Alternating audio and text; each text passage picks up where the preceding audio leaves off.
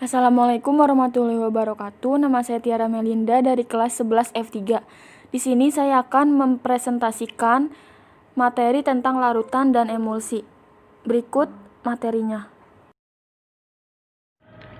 Pengertian larutan. Larutan solutiones adalah sediaan cair yang mengandung satu atau lebih zat kimia yang terlarut. Komponen dari suatu larutan adalah solute, zat terlarut, dan solvent pelarut. Macam-macam pelarut selain air yang biasa dipakai dalam pembuatan larutan adalah 1. Etanol spiritus, misalnya untuk kamfer, iodium, mentol. 2. Gliserin, misalnya untuk tanin, zat samaks, boraks. 3. Eter, misalnya untuk asam salisilat, kamfer, mentol. 4. Minyak, misalnya untuk kamfer dan mentol. 5. Parafin liquidum, untuk cera, cetaceum, minyak-minyak, kamfer, mentol, dan klorbutanol. 6. Eter minyak tanah, untuk minyak-minyak lemak. Larutan oral, yaitu sediaan cair yang dibuat untuk pemberian oral, mengandung satu atau lebih zat dengan atau tanpa bahan pengaroma, pemanis, atau pewarna yang larut dalam air atau campuran cosolvent air. Contohnya seperti potiones obat minum, eliksir, sirup, netralisasi, saturatio, dan potio effervescent.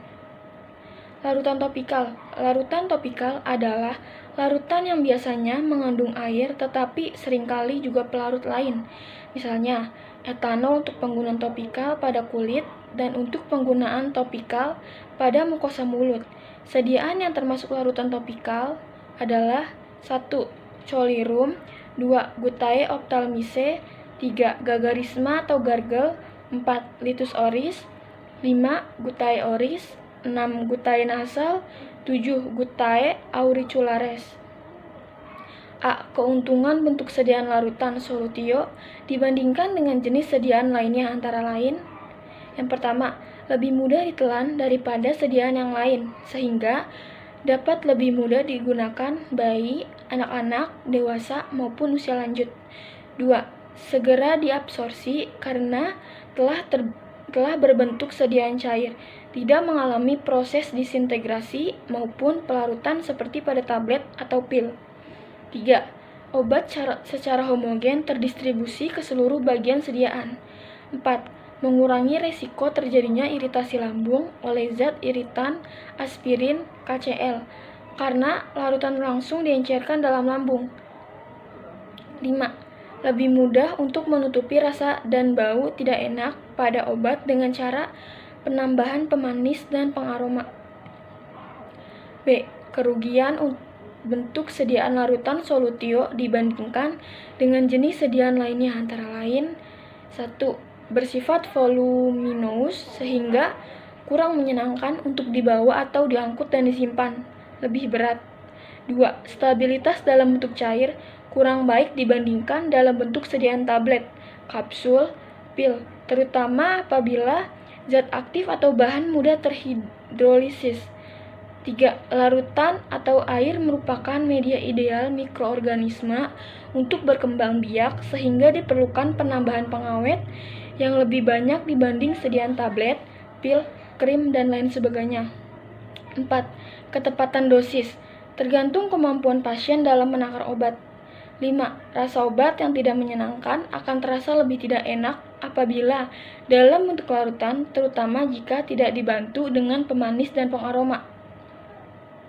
Pengertian emulsi. 1. Ansel. Emulsi adalah suatu dispersi di mana fase terdispersi terdiri dari bulatan-bulatan kecil yang terdistribusi ke seluruh pembawa yang tidak bercampur. 2. Lachmann 1029. Emulsi adalah suatu campuran yang tidak stabil secara termodinamika yang terdiri dari dua cairan yang tidak saling bercampur. 3. Farmakope Indonesia edisi 5. Emulsi adalah sistem dua fase yang salah satu cairannya terdispersi dalam cairan lain dalam bentuk tetesan kecil.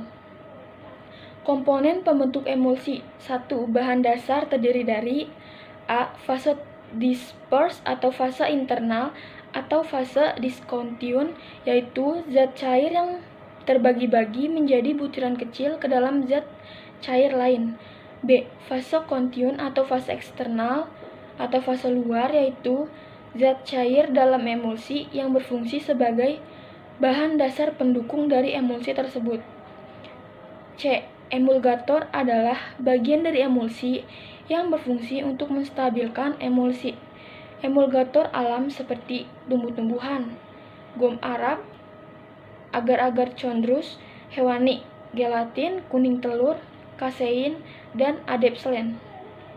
2. Bahan tambahan terdiri dari A. Korigen. Contohnya korigen ationis memperbaiki kerja obat, korigen saporis memperbaiki rasa obat, korigen odoris memperbaiki bau obat, korigen koloris memperbaiki warna obat. B. Preservatif pengawet. C. Antioksidan. Tipe emulsi dan cara membedakannya. 1. Tipe emulsi A. Tipe A atau M, air dalam minyak, atau W atau O, water in oil. Fase terdisperse dalam adalah air. B. Tipe M atau A, minyak dalam air, atau O atau W, oil in water. Fase terdisperse adalah minyak. 2. Membedakan tipe emulsi. Ada beberapa cara untuk dapat membedakan tipe emulsi, yaitu dengan pengecetan atau pemberian warna, dengan kertas saring, dengan konduktivitas listrik, uji arah Cramming, dan pengenceran. Macam-macam emulsi. Macam-macam emulsi berdasarkan bahan dasarnya. 1. Emulsi alam atau emulsifera. 2. Emulsi buatan atau spuria. Macam-macam emulsi berdasarkan cara pemakaiannya. 1. Emulsi yang dipakai secara peroral atau sebagai obat dalam biasanya dipakai tipe M atau A. 2. Emulsi yang dipakai sebagai obat luar biasa. Cara pembuatan emulsi. 1. Metode gom kering. Zat pengemulsi gom Arab dicampur dengan minyak, kemudian ditambahkan air untuk pembentukan korpus emulsi, baru diencerkan dengan sisa air yang tersedia. 2. Metode gom basah. Zat pengemulsi ditambahkan ke dalam air. Zat pengemulsi umumnya larut agar membentuk satu mucilago. Kemudian perlahan-lahan minyak dicampurkan untuk membentuk emulsi. Setelah itu baru diencerkan dengan sisa air. 3. Metode botol atau metode botol for base. Digunakan untuk minyak menguap dan zat-zat yang bersifat minyak dan mempunyai viskositas rendah, kurang kental. Minyak dan serbuk gom dimasukkan ke dalam botol kering, kemudian ditambahkan 2 bagian air, tutup botol, kemudian dicampurkan tersebut dikocok kuat. Tambahkan sisa air sedikit demi sedikit sambil dikocok. 4. Metode Becker. Metode ini digunakan jika emulsi yang dibuat terdiri dari 2 jenis emulgator. Ketidakstabilan emulsi. Ketidakstabilan dalam emulsi dapat digolongkan menjadi 3 golongan, yaitu Cramming, Coulomb, dan inversi. Sekian video presentasi dari saya.